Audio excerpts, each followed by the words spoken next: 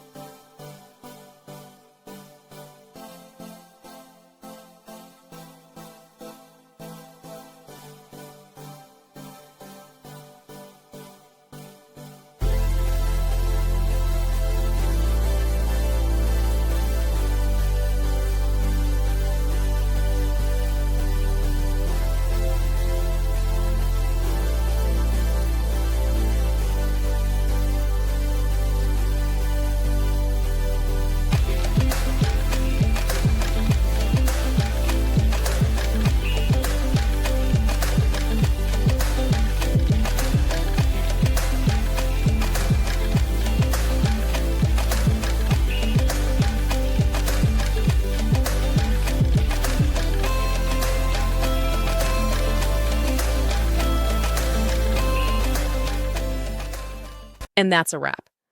I hope you found the answer you were looking for. If you did, take a second to hit that subscribe button. It really helps out. And let me know in the comments which solution worked best for you. See you next time in the debug zone.